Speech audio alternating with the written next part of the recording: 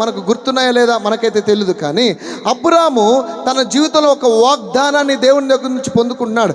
దేవుడే, మహిమగల దేవుడు వాగ్దానాన్ని చేయడం ప్రారంభిస్తున్నాడు. అయితే వాగ్దానం పొందుకున్న తర్వాత అబ్రాము చేస్తున్న పని ఏంటంటే, అవునా ప్రభువా, థ్యాంక్ యూ ప్రభువా, నువ్వు నన్ను ఆశీర్వదిస్తావా, నువ్వు నా సంతానాన్ని దీవిస్తావా, థ్యాంక్స్ ప్రభువా అని చెప్పి ఊరుకోలేదు. కానీ ఏ వాగ్దానం అయితే దేవుడు చేశాడో, అబ్రాముకి ఏ వాగ్దానం అయితే దేవుడు చేశాడో, తనకు ప్రత్యక్షమైన దేవునికి వెంటనే ఒక బలిపీఠం కట్టడానికి ఇష్టపడుతున్నాడు. హల్లెలూయా.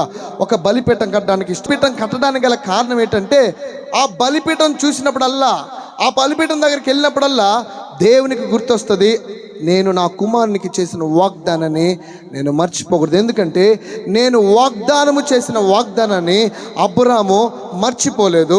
ఆ వాగ్దానము ఏదైతే చేశానో అక్కడ బలిపీఠం కట్టి నాకు ప్రార్థన చేయడం ప్రారంభిస్తున్నాడు.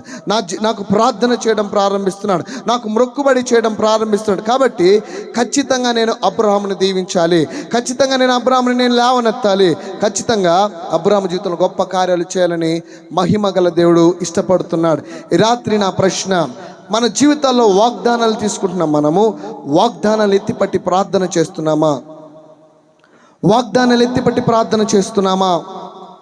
వాగ్దానము తీసుకుంటే సరిపోదు, కానీ వాగ్దానము దగ్గర నువ్వు ఒక బలిపీఠం కట్టుకుంటే, నీ కుటుంబంలో ఒక బలిపీఠం కట్టుకుంటే మహిమగల దేవుని కార్యాలు జరగడం ప్రారంభిస్తాయి. చూడండి, కొద్దిగా ముందుకు వస్తే